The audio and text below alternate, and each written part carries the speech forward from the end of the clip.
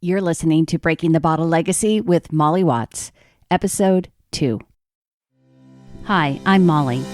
After a lifetime living under the influence of family alcohol abuse, spending more than 30 years worrying about alcohol and my own drinking, believing I had an unbreakable daily drinking habit, I changed my relationship with alcohol forever. If you want to change your drinking habits, then Breaking the Bottle Legacy is for you. My goal is to help you create a peaceful relationship with alcohol, past, present, and future. Each week, I'll focus on real science and using your own brain to change your relationship with alcohol.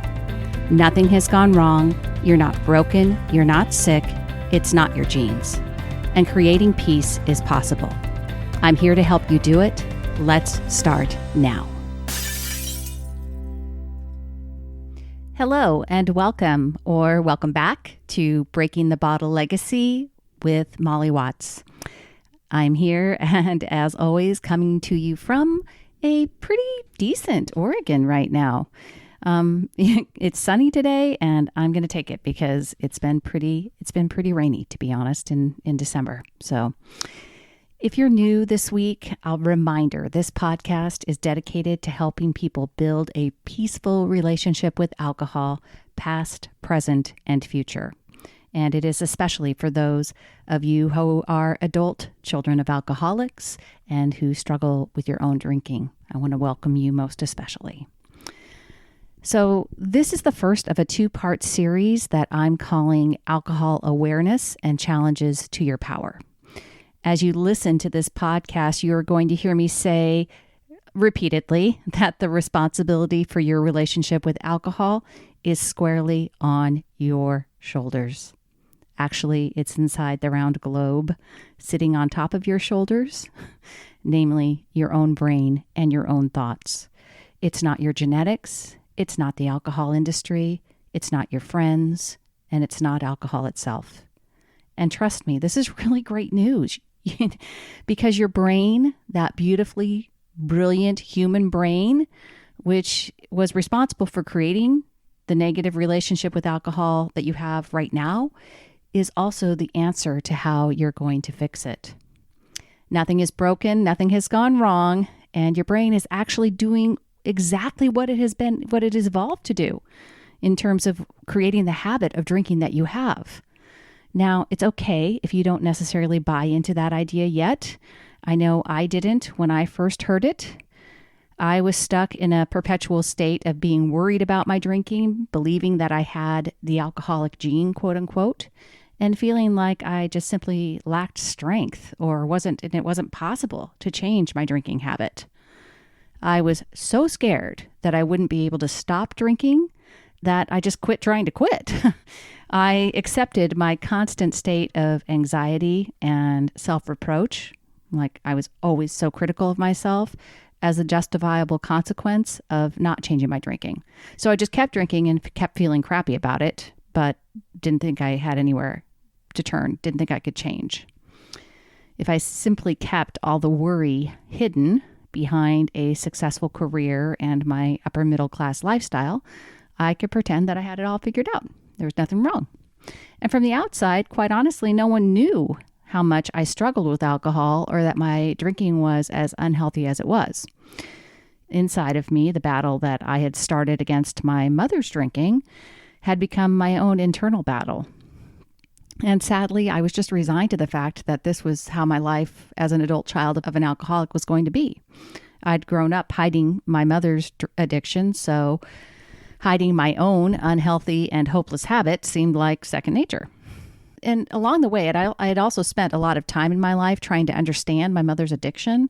So as a result, I had processed a lot of information on alcohol and alcoholism, right? So, and I think that's pretty common for adult children of alcoholics. For, a lot of us, we've tried to understand why, right?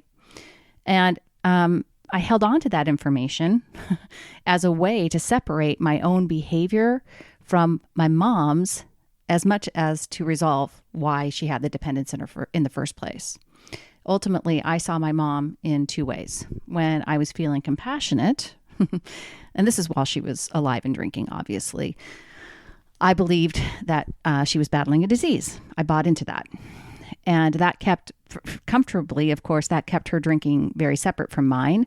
And there was a certain comfort for me as an adult child of an alcoholic in believing that alcoholism was a disease. If I didn't have it, if I didn't catch it, I wasn't going to end up like her, right? When I was feeling less empathetic, I believed that she had just a major character flaw. She wasn't sick. She was stupid. She wasn't ill. She was selfish. And these two rationales, either being sick or being broken, are really how problematic alcohol drinking is framed by society. You fall into one of these two categories, diseased or flawed and broken. And as I began to develop my own unhealthy drinking habit, both of these narratives on alcoholism fueled my own subconscious fears about being sick or broken myself. And it's only when I began to understand how the brain works, and that even in my mom's case, she didn't have a disease or a character flaw, that I was able to change my drinking habits and to change my relationship with alcohol. So the assertion that you have control over your own drinking contradicts some of the most popular addiction recovery programs, most notably Alcoholics Anonymous. In fact, the first step of AA's foundational 12 steps is to admit that you are powerless over alcohol. And in several of the other steps, AA turns to a greater power, quote unquote, and asks him to restore sanity. So AA followers are asked to turn to him, to ask him to remove shortcomings and to turn over their will and their lives to God as they understand him. So I'm speaking these facts out not with an eye to criticize or debate their validity. And so if you have a drinking problem and AA helps you manage it, and if AA has brought peace to your life, then I am nothing but grateful and supportive. But for many people, like my mom, they don't find success with AA.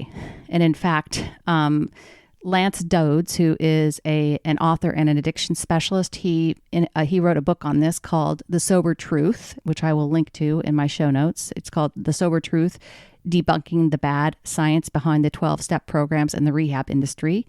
He shares that basically over many peer-reviewed articles, they put the success rate for AA at somewhere between 5 and 10%. So that means that 90 to 95% of people that go to AA do not find success with their 12-step program. Of course, for me and a lot of other adult children of alcoholics who are drinking more than they want to, AA was not someplace we would look for help. Because first of all, I wasn't an alcoholic like my mother, right? So I had heard the stories. I knew the 12 steps from being a part of her journey, and none of it appealed or applied to me. I could no more imagine standing up in an AA meeting and saying that I was an alcoholic than I could imagine running for president. And it actually underscores another problem with alcohol and why people who are struggling with it don't seek help. Right? The stigma associated with treatment programs and the necessity to admit you are powerless over alcohol repels many people who aren't physically addicted to alcohol, who desire to change unhealthy drinking habits, which is, of course, the vast majority of us. If you haven't seen it, there's a lot of statistics and data on this, but most people who are drinking more alcohol than they want to are not physically dependent on alcohol. And I said that in the first episode. I'll continue to say it. There's a study that was published by the Center for Disease Control and the Substance Abuse and Mental Health Services Administration together in 2014. And it basically said that even among excessive drinkers, 9 out of 10 were not physically dependent on alcohol. So what does that mean and why is it important? It's important because it means that alcohol isn't causing your drinking problem. Okay, did you hear that? Alcohol is not causing your drinking problem. Alcohol doesn't jump into your mouth, the bottles don't open themselves magically, and the glass doesn't raise itself. The power to change your drinking habits lies within you and your thoughts, nowhere else. But as I said, to fully embrace and harness your power over alcohol, I think it's important to acknowledge that there are challenges to that power. And that's what this episode and the next episode are going to be talking about. Once you educate yourself and become aware of these challenges, then they lose their strength. And awareness is really the human brain's fuel for change, right? So once you become aware of the challenges, they lose their strength and you again have the power. The challenge when it comes to your power over alcohol falls under 3 different categories in the way that I see it. The first, and what this episode is going to be talking about, is science. The next 2 are society and industry, and that's what I'm going to be talking about in the next episode. But for this one, we're going to be talking about the science that challenges your power over over the habit of drinking. So I will just first off say that you'll soon realize, if you don't already, and in the intro to this podcast, it talks about the fact that we're going to use real science because science is important to me. And I'm a huge science nerd. I love science. I believe in it and I respect it. So while there is definitely some woo-woo in terms of encouragement and positive affirmations here, there will always be real truths backed by science. And when the science is inconclusive or contradictory, I'll tell you that too. So I believe that there are 2 basic science elements that challenge your power to change your relationship with alcohol. The first is chemistry and how alcohol changes the chemistry in your brain. And the second is neuroscience and how the brain works to build habits. All right, so let's start. We'll start with chemistry. All right. Alcoholic drinks are made mostly of ethyl alcohol, also known as ethanol. It is the intoxicating agent that you find in beer, wine, and spirits. So when you drink alcohol, when you drink your favorite drink, right, whether that's wine, beer, or spirits, the chemical impact of alcohol on your body is systemic and immediate. You drink alcohol and it goes to both the stomach and the bloodstream. And from the very first sip, alcohol travels throughout your whole body. Your body and the liver, of course, we probably all know this, specifically recognizes alcohol as a toxin. It can't store it, and it immediately goes to work trying to break it down and to get rid of it. So there are variables that affect your body's response to alcohol that include things like your weight, your age, your gender, your stress level, the physical setting. All of these things combine to impact how you respond to alcohol each and every time you drink. The type of alcoholic beverage that you consume and whether or not you combine alcohol with a meal can also impact the chemical reaction in your body.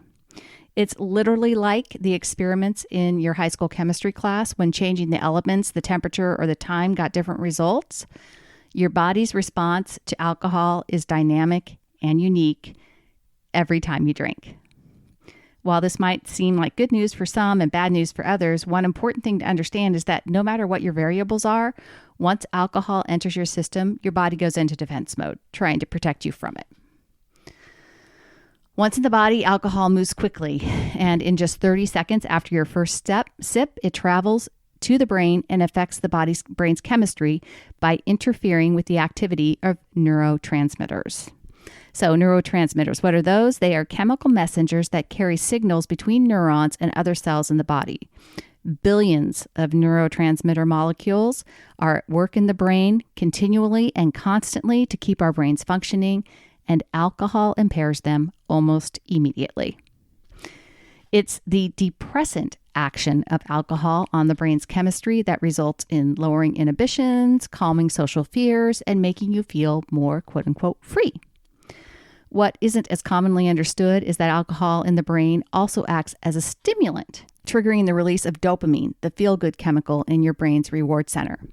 So the reward center is the combination of brain areas that are all affected by pleasurable activities, like going on vacation, having sex, eating your favorite food, talking to a good friend, and yes, drinking alcohol.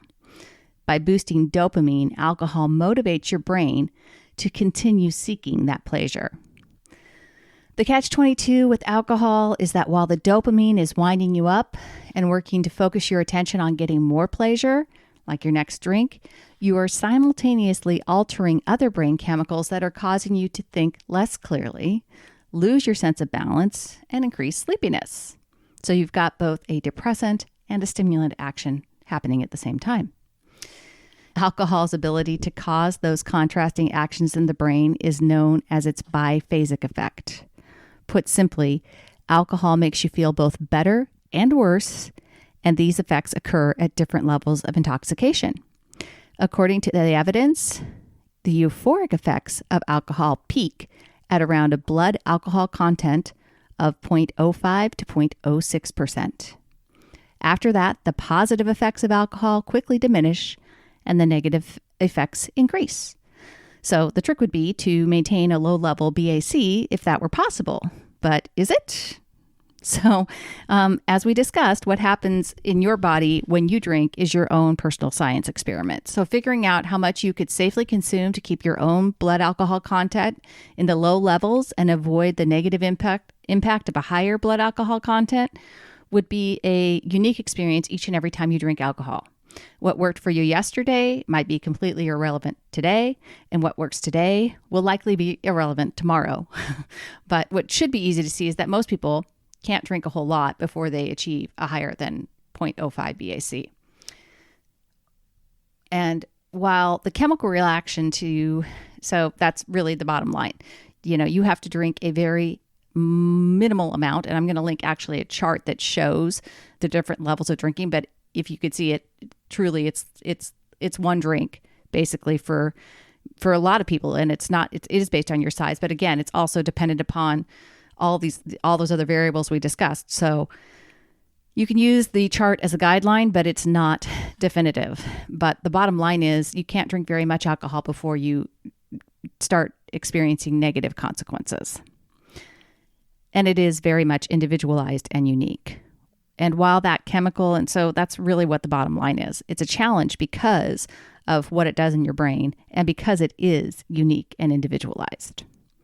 So the second part of the challenges. So once you understand that, you really understand what you're up against with alcohol in terms of affecting your neurochemistry, your brain's chemistry when you drink, and why you're inspired to drink more, what's actually going on. Once you really begin to understand that and understand how it is working in your brain, I believe it really helped me at least to change the number of drinks that I was drinking at any one given time. That was the first step.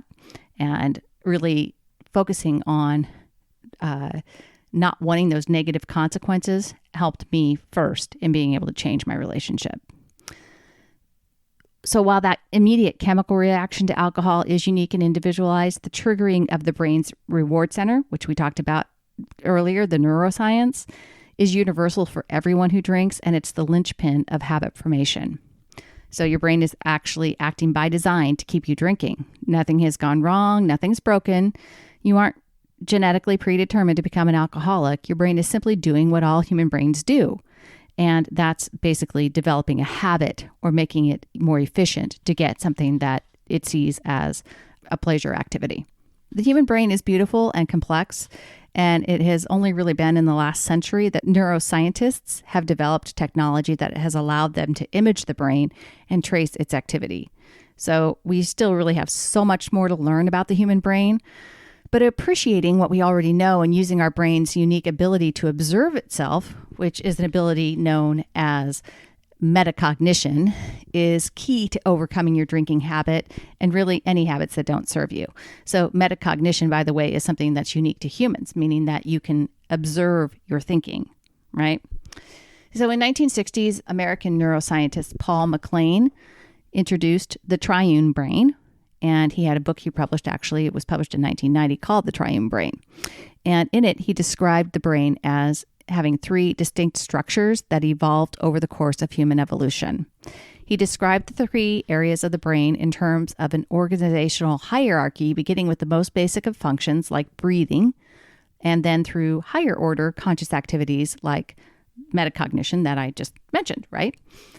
And even though more recent stuff as we've come a little further and many people believe that the triune brain model is a little oversimplified, it does provide a very good foundation for understanding how the brain functions. And for me, in my own journey to unwind my drinking habit, I found this model explained a lot of the why and the how I created my drinking habit. And it also put the power to change my habits directly in my control. So that's why I really liked it, and that's why I'm sharing it with you. So the three areas of the triune brain are: first, the primitive brain; second, the limbic system; and third, the neocortex. Now, the primitive brain, or the reptilian brain, is where our basic survival brain exists. It's basically what runs on autopilot and controls all the functions of our body that we would call unconscious. So our heart rate, our breathing, our body temperature, our balance. It's very essential, right? But everything runs in the background of more evolved areas. Like I said, you can't live without your primitive brain, right? That without breathing, without your heart rate, you cannot survive, but you can't do anything to influence it. You can't change it. It just exists. It either exists or it doesn't, right? So for our purposes, specifically to understand the formation of habits, we're going to focus on the limbic system and the neocortex. So the limbic system developed around 150 million years ago. It's a long time with the evolution of the first mammals. And it's where emotions and memories are processed in the brain. So according to McLean, the limbic system evolved before the neocortex and after the reptilian brain, and it developed to help manage the fight or flight response. The limbic system evolved to record pleasure and pain and to associate memories and learning with these responses. The limbic system is also the core of the reward center for mammals, including humans, and therefore it exerts a strong influence on our behaviors. So the newest area of the brain to evolve is the neocortex, or the new cortex. Of course, new is relative because we're still talking about 2.5 million years ago. So 2.5 million versus 150 million, right? Big gap, but still a long time ago. There are several theories as to why the human brain continued to grow and evolve. But what is important for us as people is that our brains did evolve. And within the neocortex is our prefrontal cortex, which enables us to plan and consider the future as well as anticipate it. And this cognitive feature known as future orientation is considered to be one of the most advanced and unique cognitive feats, and it is exclusively human, right? So human beings, we can anticipate and plan for the future, and that is not something that other mammals can do. For the purposes of understanding and changing my own habit of drinking, I found it useful to embrace the limbic system and the prefrontal cortex. Some psychologists have termed them the toddler brain and the adult brain, respectively. And so sometimes I like to think of the limbic system. I envision a reactive, impulsive toddler who is ruled by her emotions and only focused on the immediate moment. And the limbic system evolved to give humans emotional connection to activities that would ensure survival, right? Its main goals are to seek pleasure, avoid pain, and to conserve energy, much like a toddler. In contrast, the prefrontal cortex, or the adult brain, which doesn't reach full maturity until the age of 28, is the most highly developed and evolved part of the human brain. The neocortex is the center of logic, conscious thinking, and language. So no matter whether we are talking about the habit of drinking or the habit of brushing our teeth, the reason that habits are difficult to break is because the brain, and specifically the limbic system or lower brain, likes to commit repetitive behaviors to automation in an attempt to conserve energy. Essentially, our habits get hardwired into us so we don't have to expend mental energy on them. With the habit of drinking or any other habit that triggers the release of dopamine, the habit is strengthened because the dopamine motivates us to continue seeking out this pleasurable reward. But habits can be changed when we engage our prefrontal cortex to override the automatic process using logic. We have to remind ourselves with our future planning and our long-term goals, and it's really just as simple as that, and as hard, you might say, to change your relationship with alcohol. For now, I just want you to understand that simply repeating the action of drinking alcohol, by repeating the action, you created a habit system for alcohol. And I know that's probably not news to many of you. You've probably got that idea down that you have, but it really isn't because alcohol's done anything specific. There are it's the same pattern that you have for other habits. And the one thing that's different, and this is not exclusive to alcohol because like I said, there are other dopamine releasing triggers. It has created a pleasure habit for you, and you need to be able to see it as such and override it with your prefrontal cortex. So for me, whether it was daily drinking or going out on the weekends, getting off work or relaxing on vacation, my brain learned to expect alcohol as the habit, and it was ingrained in me. And so for me and many others of you who quote unquote overdrink, the amount of alcohol increases over time and the number of cues and triggers for the habit cycle increase too. And so beyond that daily after work habit, I began to associate drinking with whenever I was feeling a negative emotion. Stress, sadness, anger. I can literally remember choosing to drink to excess whenever I felt overwhelmed by emotions. So with time and repetition, again, it simply became my default. It felt like I had no choice but to drink when a negative circumstance appeared. So maybe that's not you. Maybe you simply drink at the end of the workday, or you want to increase your fun on the weekends or to celebrate holidays. I did all that too. The important piece of the chemical science is that in all of these scenarios, I was seeking the chemical feel-good dopamine factor that alcohol, the drug, temporarily gave my brain. And because I did it repetitively, my brain committed drinking alcohol to habit. The science of alcohol is the first challenge we have to overcome in creating our peaceful relationship with drinking. We have to recognize that we are seeking the immediate chemical reaction in our brains. And when we do this repetitively, neuroscience explains how and why our brains commit the drinking to habit. The first tool for overcoming this challenge is knowledge. And we've just created that knowledge and awareness right now. And later in this podcast, we'll talk about how we're going to use this knowledge to retrain our brains and undo the habit of drinking and to completely change our relationship with alcohol. All right, that's a lot of information packed into this episode. I'm going to put links to pertinent articles and studies and books in the show notes. And if you would like to pick up your free copy of Alcohol Truths, How Much is Safe, please head over to www.mollywatts.com. That's Molly with a Y, WATTS.com.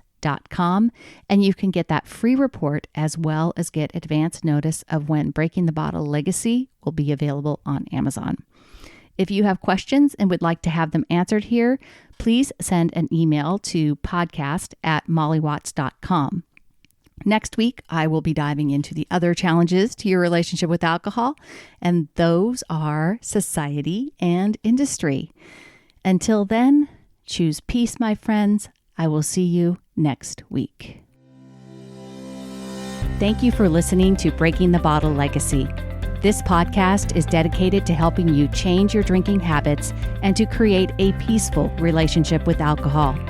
Take something that you learned in today's episode and apply it to your life this week. Transformation is possible. You have the power to change your relationship with alcohol now. For more information, please visit me at www.mollywatts.com.